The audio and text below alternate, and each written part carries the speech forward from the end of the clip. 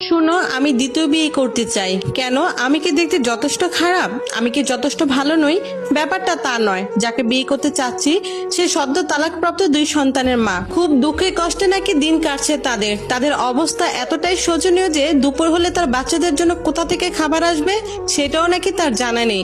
আমি বললাম, কেন? ওদের বাবা কোথায়? সে কি নিজের বাচ্চাদের দেখাশোনা করতে পারছে না? তাদের তালাক মানে ছাড়াছাড়ি হয়ে গেছে। তাহলে বিয়ে করতে হবে কেন? নিশ্চয়ই ওনাকে সাহায্য করার আরো অনেক উপায় আছে। তুমি চাইলে থেকে আর্থিকভাবে সাহায্য করতে পারো। বহু বিবাহ মেনে নেওয়ার ব্যাপারটা আমি কল্পনাও করতে পারি না। আমার স্বামীকে আরেকজন নারীর সাথে ভাগাভাগি করতে হবে। তার ভালোবাসা, হাসি, রসিকতা এগুলো আমি ছাড়াও আরেকজন নারী উপভোগ করবে। সে আমাকে ছাড়াও আরেকজন নারীকে স্পর্শ করবে আর তাকে ভালোবাসার কথা শোনাবে। অসম্ভব। এটা মেনে নেওয়া যায় না। চরম ক্ষোভ, দুঃখ আর অপমানের জ্বালায় আমি নিঃশেষ হয়ে যাচ্ছিলাম। আমি ওর জন্য কি না হইনি, একজন স্ত্রী, প্রেমিকা, মা, গৃহিণী, কত কিছু। কিভাবে পারলো ও আমাকে এতটা অপমান করতে?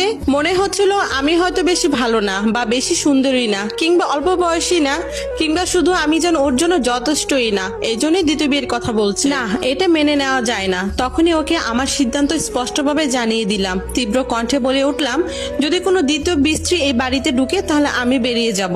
নিজেকে ভাগ্যবর্তী মনে হচ্ছিল। সে দ্বিতীয় বিয়ে নিয়ে আর কোনো কথা বলেনি। আমার দৃঢ় অবস্থান আর হুমকিতে সে পরাজিত হয়েছে।